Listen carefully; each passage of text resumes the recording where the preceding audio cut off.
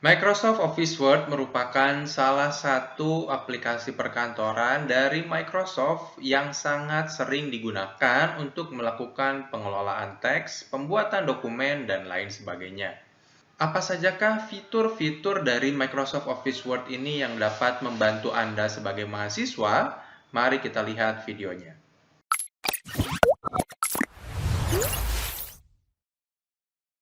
Oke, jadi hari ini kita akan sama-sama belajar mengenai Microsoft Office Word, yang mana Microsoft Office Word ini pasti sudah sering kalian gunakan, baik itu sejak kalian sekolah dasar maupun hingga kalian menginjak perguruan tinggi sekarang. Microsoft Office Word biasanya digunakan untuk pengelolaan teks berupa pembuatan dokumen, surat, dan lain sebagainya. Sebagai mahasiswa, kalian akan sangat banyak menggunakan Microsoft Office Word ini, terutama dalam pembuatan karya-karya tulis ilmiah. Sebagai referensi, segala sesuatu tentang Microsoft Office Word, how to, maupun bagaimana cara menggunakannya. Selain itu juga terdapat beberapa fitur di Microsoft Office Word, bisa kalian lihat di socialtechnet.microsoft.com. Di situ sudah dijelaskan fungsi-fungsi dari masing-masing fitur tersebut apa dan bagaimana cara kita melakukannya. Oke, kita langsung masuk ke halaman Microsoft Office Word. Nah, di sini Microsoft Office yang saya gunakan merupakan versi Microsoft Office 2019 yang mungkin ada perbedaan sedikit dengan versi-versi Microsoft Office di tahun-tahun sebelumnya.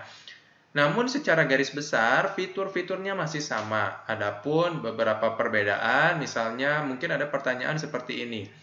Pak, kalau misalnya saya gunakan di Microsoft Office versi 2008, terus saya buka di Microsoft Office 2019 misalnya, apakah filenya masih bisa dibuka dan lain sebagainya? Nah, jawabannya adalah masih bisa. Hanya saja, kadang terjadi beberapa error, seperti contoh, spasi yang hilang atau justru spasi jadi double, jadi ganda, dan lain sebagainya. Saya sarankan karena sekarang versi Microsoft Office sudah maju, paling tidak mahasiswa menggunakan versi Microsoft Office minimal 2013 ke atas. Gitu. Ini merupakan tampilan dari Microsoft Office. Nah, sebelum kita mulai, saya harus jelaskan dulu bahwasanya yang di atas ini merupakan menu bar. Ya, di sini ini ada file, insert, draw, dan lain sebagainya. Ini merupakan menu bar. Dan yang di bawah ini merupakan tools bar. Jadi, yang harus diketahui adalah yang di atas ini merupakan menu bar, yang di bawah ini merupakan tools bar. Nah, di bawahnya kalian lihat ada sebuah gambar yang menyerupai dengan kertas. Ini merupakan area bekerja kalian, yang dimana kalian bisa mengetikkan sesuatu atau mengisi sesuatu terhadap area kerja. Di samping kiri dan sebelah atas ini, kalian lihat ini namanya ruler. Ruler ini merupakan garis yang menunjukkan bahwa sejauh mana kalian bisa mengerjakan atau bisa mengisi pada lembar kerja kalian. Nah, di sini di bagian hitam di sini dan di sini ada warna putih, yang bagian hitam di sini merupakan garis batas, sehingga kalian tidak bisa mengisikan lurus di bawah sini ya. Kalian hanya bisa mengisikan yang di berwarna putih saja. Yang pertama yang akan saya jelaskan adalah mengenai clipboard. Apakah itu clipboard? Clipboard itu merupakan, jika dianalogikan di Indonesia, benda tersebut merupakan papan yang sering kalian gunakan ketika ujian, yang dimana papan tersebut ada penjepitnya. Ya, nah, clipboard itu berfungsi untuk menyimpan dan juga menempelkan sesuatu ke dalam komputer. Maksudnya adalah ketika kalian melakukan copy, Ctrl C atau klik kanan copy, dan kalian melakukan paste, klik kanan paste atau Ctrl V, benda yang di-copy tersebut masuk dulu atau pindah dulu kepada clipboard, dan lalu ketika kita paste, benda tersebut kita ambil dari clipboard. Sehingga misalnya saya di sini mengetikkan sesuatu, lalu saya copy di sini, kata-kata yang saya copy di atas barusan merupakan sudah pindah ke clipboard. Caranya adalah klik kanan, copy seperti ini ya. Nah, lalu setelah saya copy barusan, teks tersebut pindah ke dalam clipboard. Cara untuk paste-nya adalah klik kanan, saya pilih paste. Nah, seperti itu ya. Artinya adalah karena benda tersebut sudah pindah ke clipboard, jadi misalnya saya ketik lagi, dan di sini saya copy, lalu teks ini saya rubah menjadi angka semua. Dan seketika ketika saya paste, klik kanan paste, maka teksnya ini tidak mengikuti teks yang sudah dirubah. Mengapa? Seperti yang saya bilang tadi bahwa teksnya itu sudah pindah dulu ke clipboard dan kita ambil dari clipboard sehingga kita tidak mengikuti kata-kata atau tidak mengikuti teks yang sudah dirubah ini. Adapun untuk melakukan paste di sini ada beberapa pilihan. Yang pertama adalah keep source formatting. Misalnya di sini saya rubah formatnya menjadi hurufnya menjadi Times New Roman dan ukurannya lebih besar. Nah, di sini ketika saya mau paste ada banyak pilihannya. Yang pertama ada keep source formatting, maksudnya adalah untuk membuat format yang sama seperti format ketika kita paste. Yaitu yang berikutnya ada merge formatting untuk menggabungkan format yang sama ketika kita paste. Dan yang ketiga adalah picture. Picture ini adalah kita ingin mempaste gitu ya, melakukan paste menjadi format gambar. Dan yang terakhir adalah keep text only. Keep text only itu adalah kita mempertahankan format pada posisi tujuannya, kita hanya menggunakan teksnya saja. Nah, opsi yang paling saya sarankan bagi mahasiswa karena sering menggunakan copy paste dari internet, saya sarankan kalian melakukan keep text only untuk melakukan copy paste dari internet ke lembar kerja kalian. Yang berikutnya, page layout. Nah, page layout ini apa sih? Nah, pastikan sebelum memulai pekerjaan, kalian setting dulu atau kalian atur dulu tampilan dari lembar kerja kalian. Sebagaimana yang kita tahu bahwasanya Microsoft Office ini bukan buatan Indonesia, sehingga bentuk layoutnya pun mungkin akan sedikit berbeda dengan Indonesia. Kalau di Indonesia sendiri kita sering menggunakan format kertas A4 gitu ya, tapi di beberapa negara untuk pembuatan surat itu mereka menggunakan format letter gitu ya, sehingga kita harus rubah dulu format kertasnya menjadi format letter. Nah, yang harus kalian lakukan adalah kalian dari home ini pindah ke menu layout, lalu kalian pilih page size-nya. Nah, di sini yang kalian gunakan harusnya pindah ke A4. Sehingga kertas-kertas yang biasanya umum ada di perkantoran atau di tempat kerja atau di kampus itu adanya A4, jadi tidak akan jadi menyesuaikan bentuk kertas tersebut. Nah, kita gunakan A4. Nah, lalu marginnya jangan lupa kita pilih normal sehingga bentuk kertasnya atau lembar kerja kalian menjadi seperti ini. Yang berikutnya adalah font styling. Nah, font and styling ini ada di menu home, yang dimana posisinya ada di sini ya, style di sini. Nah, font and styling ini sangat berguna ketika kalian mengerjakan sebuah dokumen dengan halaman yang sangat banyak sekali. Contohnya ketika kalian membuat karya tulis ilmiah, misal seperti ini ya. Karya tulis ilmiah kalian kan mungkin tulisannya ketika bab 1 tuh seperti ini. Kita buat seperti ini, misal jadi 16 bab 1 pendahuluan. Nah, ini biasanya dicetak tebal, kita perbesar lagi jadi 18 ya. Nah, ini adalah untuk bab 1-nya. Nah, lalu biasanya subbabnya kita tulis menjadi seperti ini. 1. Latar belakang. Nah, seperti ini ya. Fungsi dari font styling untuk memudahkan kalian melakukan navigasi. Navigasi itu apa sih? Nah, sebelum kita masuk ke navigasi, yang pertama yang harus kalian lakukan adalah memasukkan styles-nya ke sini. Nah, styles itu di sini ada beberapa pilihan. Yang pertama ada title, yang kedua ada normal, dan lain sebagainya. Nah, karena ini merupakan subbab atau heading, maka saya sarankan kalian menggunakan format heading juga seperti ini. Jadi kita blok teksnya, kita pindah atau kita klik headingnya seperti ini.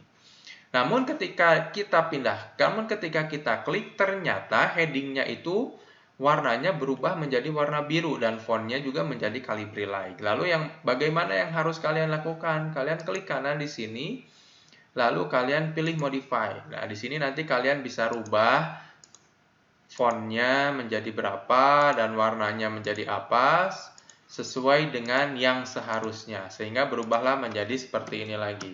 1.1 latar belakang. Nah, di sini perbedaannya setelah menggunakan heading dan sebelum menggunakan heading. Nah, di sini ada seperti panah menunjuk ke arah kanan bawah. Ya, seperti yang tadi sudah saya sampaikan, bahwasanya heading ini berfungsi untuk melakukan navigasi. Jadi caranya misalnya kalian mengetikkan halaman yang banyak. Contoh saya di sini sudah membuat 11 halaman, bisa dilihat di sini ya, page 11 of 11. Ini artinya total halaman saya ada 11 dan sekarang posisi saya ada di halaman 11. Gitu ya. Nah, lalu untuk navigasi itu seperti apa? Nah, kita klik view, lalu di sini checklist navigation pane. Nah, navigation pane di sini akan muncul halaman seperti ini. Nah, navigation pane di sini ketika kita sudah menggunakan styling tadi atau headingnya, nah di sini akan muncul navigationnya, headingnya nanti muncul latar belakang. Jadi ketika kita klik latar belakang, dia akan otomatis memposisikan kursornya berada pada heading latar belakang tersebut. Begitupun jika misalnya kita nulis heading yang kedua, ketiga, dan selanjutnya. Yang berikutnya adalah picture layout. Nah, misalnya kita sering sekali memasukkan gambar-gambar atau shapes ke dalam lembar kerja kita di dalam Microsoft Office Word ini. Nah, lalu bagaimanakah sebaiknya kita menempatkan gambar tersebut ke dalam Microsoft Office Word? Ya, contoh seperti ini, saya memasukkan sebuah gambar. Nah, misal saya memasukkan salah satu gambar dari komputer saya, misal seperti ini. Saya klik insert, terus saya klik pictures, lalu saya pilih yang this device. Nah, ini gambar dari logo program studi sistem informasi.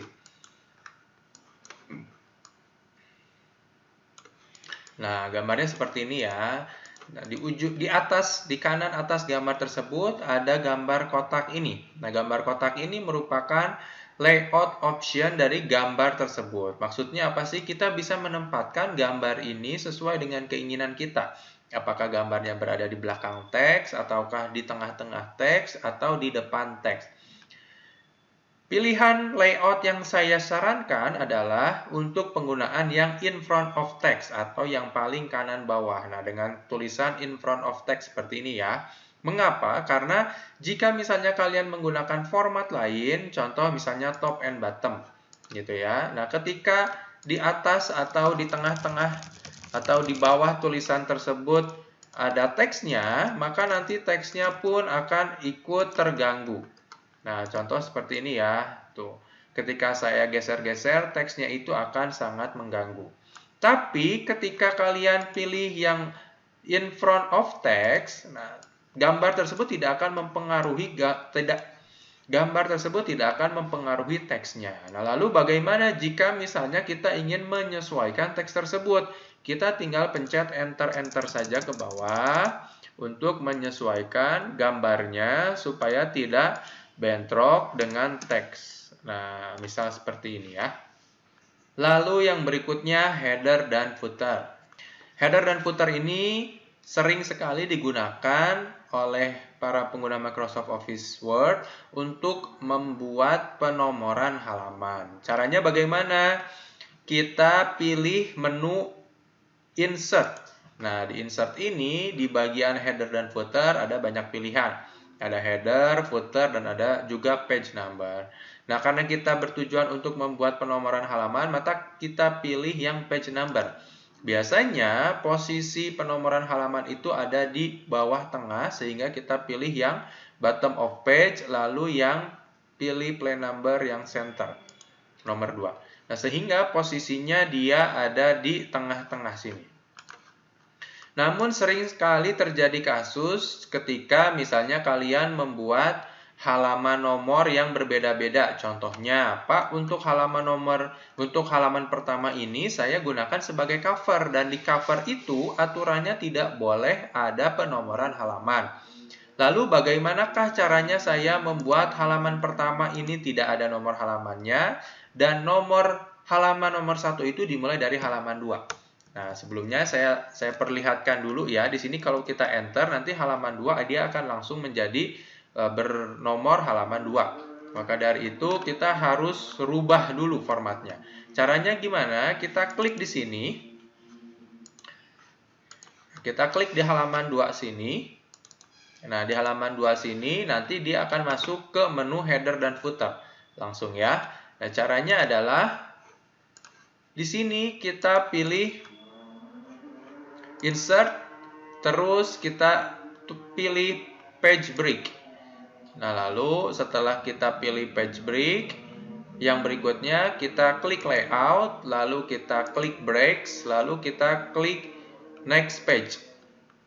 Setelah itu, di sini kita double klik di halaman nomornya, lalu kita uncheck link to previous-nya, lalu kita klik kanan, kita pilih format page number, lalu kita pilih start at 1. Nah, maka di sini halaman nomornya berubah menjadi 1 lagi, dan di atas pun menjadi 1.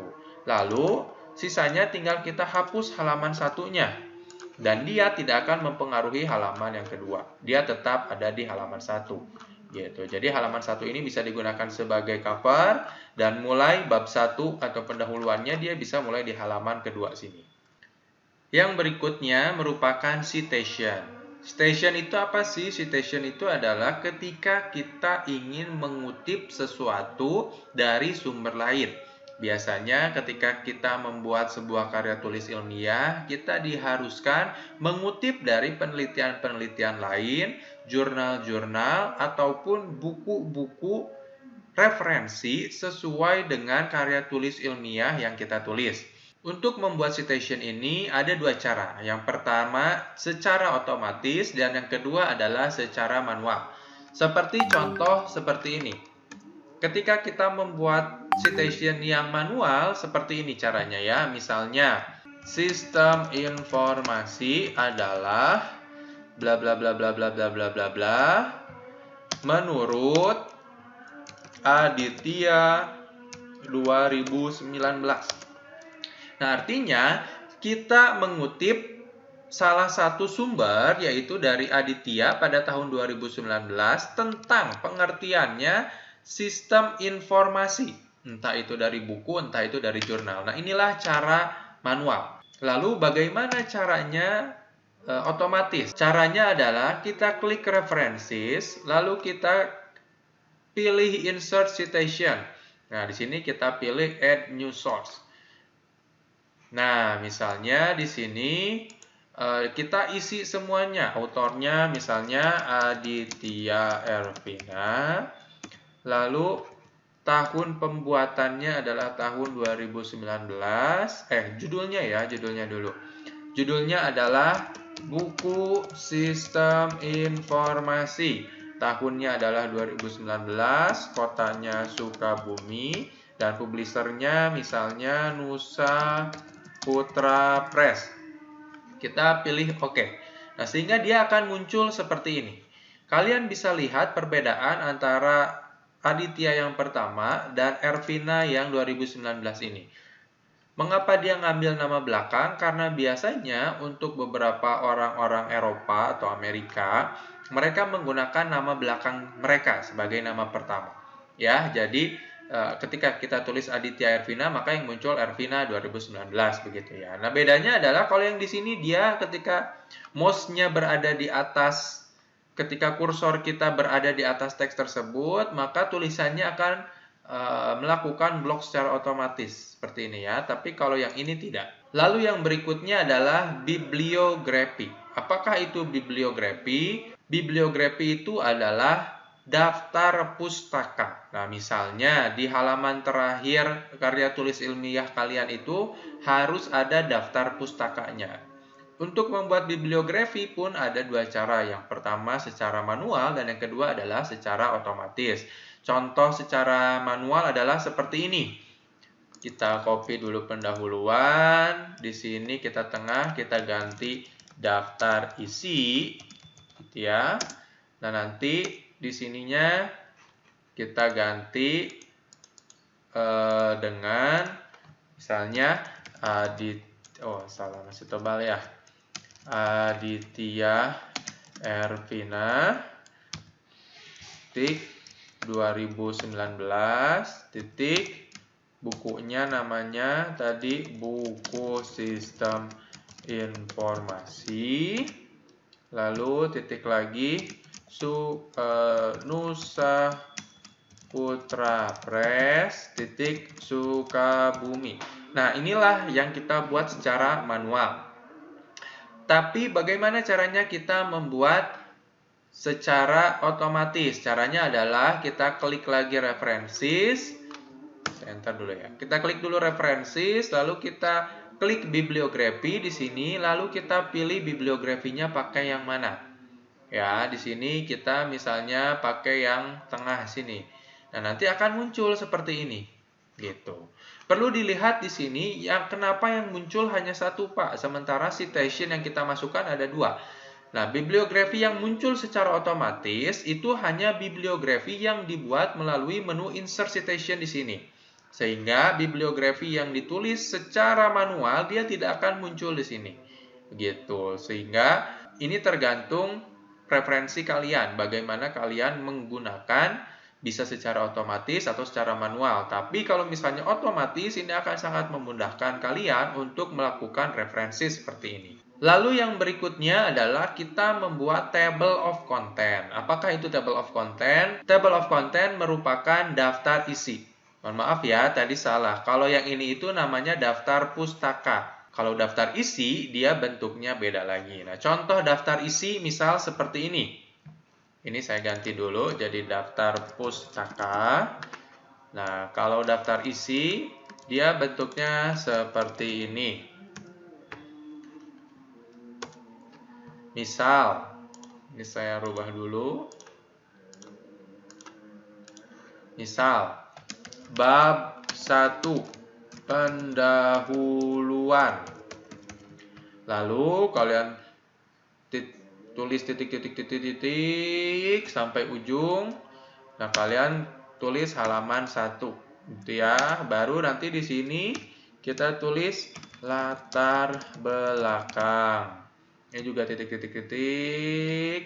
halaman 1. Nah, misal seperti itu ya. Nah, cara tersebut tidak sepenuhnya salah, tapi ada cara yang lebih gampang lagi. Bisa lihat di sini bahwasanya angka 1 yang di atas dan angka 1 yang di bawah dia tidak simetris atau sejajar lurus. Maka yang harus kita lakukan adalah membuat tab indent atau tab stop. Ya. Caranya adalah di sini kita hapus dulu yang titik-titik panjangnya ini. Nah, kita rubah di pendahuluan di sini. Kita klik di ruler di sini. Ya, kita klik di ruler di sini sehingga muncul simbol L kecil seperti ini di bawah. Ya, setelah muncul L kecil di bawah sini, kita double klik di sini sehingga muncul tab indent. Lalu kita pilih leadernya yang kedua. Oke, tab stop ini artinya adalah ketika kita pencet tab di dalam keyboard kalian, tab tersebut akan berhenti segaris lurus dengan simbol L kecil ini. Sehingga kita pencet L, muncullah seperti ini. Kita baru tulis 1. Sehingga kalau misalnya kita ingin menggeserkan titik-titiknya, kita tinggal geserkan L-nya ke kiri atau ke kanan. Selain itu, kita pun bisa membuat table of content atau daftar isi secara otomatis. Caranya adalah kita klik references, lalu kita pilih table of content di sini. Tinggal kita klik, lalu kita pilih pilihan yang mana. Nah, perlu dilihat di sini table of content-nya menyesuaikan dengan heading-headings atau menu-menu yang telah dibuat secara otomatis juga, sehingga yang akan muncul di sini yang hanya dibuat secara otomatis, seperti references di sini yang dibuat secara otomatis juga, dan juga heading di sini yang dibuat secara otomatis. Yang lainnya yang dibuat secara manual tidak akan muncul. Oke, yang berikutnya bekerja dengan tabel. Seperti yang kalian tahu bahwasanya di Microsoft Office Word bisa juga melakukan perhitungan seperti di Excel karena kita bisa membuat tabel. Cara membuat tabel adalah seperti ini. Kalian klik insert, lalu kalian pilih tabel dan kalian masukkan berapakah rentang tabel yang ingin kalian masukkan seperti ini.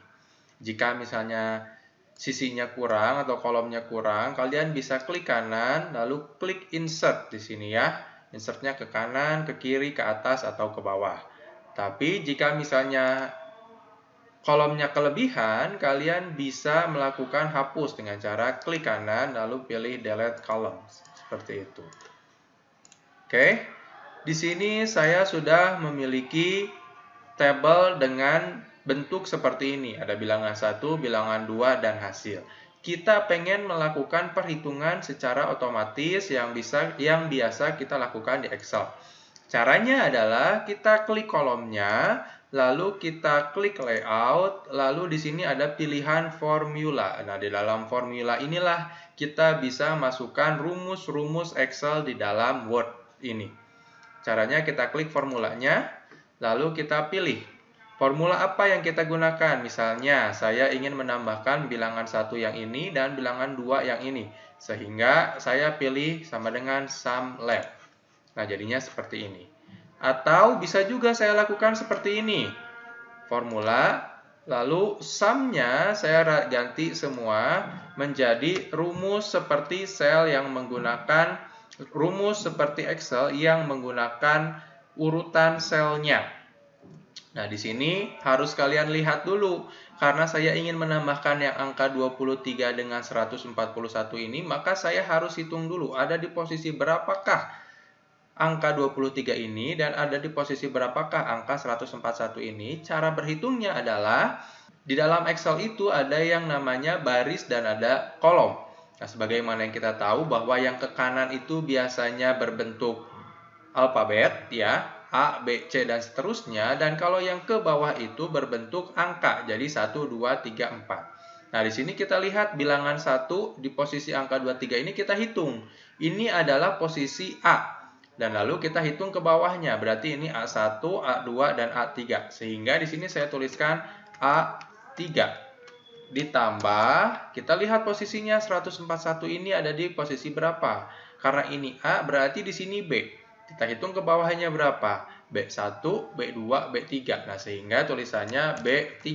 Seperti ini. Lalu kita klik OK. Nah, hasilnya adalah 164. Ini hasil dari penambahan. Ini hasil dari penjumlahan 23 ditambah 141. Begitupun jika misalnya kita ingin melakukan kali-kalian. Caranya gimana? Misalnya saya ingin mengalikan 654 ini dengan 223. Caranya, maka saya tulis A4, tanda bintang, lalu B4. Nah, hasilnya adalah seperti ini. Begitupun kalau misalnya kita ingin melakukan pengurangan. Misalnya,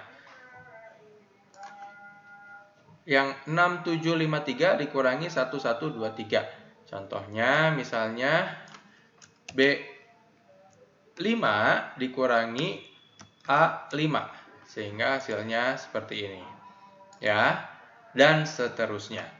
Dan yang terakhir adalah mengenai mail merge. Mail merge itu apa sih? Mail merge itu merupakan sebuah fasilitas yang ada di dalam Microsoft Office yang memungkinkan kita untuk mengirimkan surat kepada banyak penerima. Biasanya di Indonesia kita tulis seperti ini kan, YTH nama ya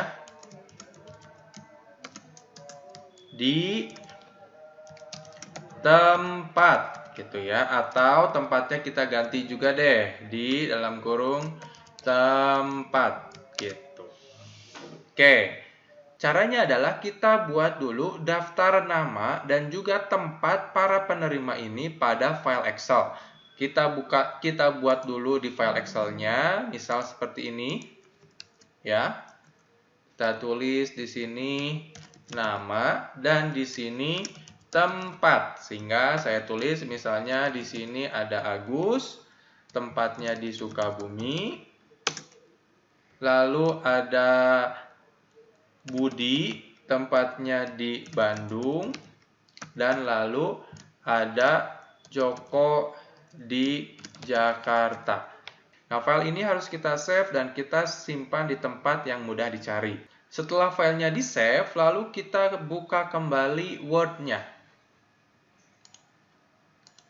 Nah, di Word ini kita mulai klik menu My Links dan kita pilih Select Recipient dengan kita memilih Use an Existing List. Nah, di sini kita pilih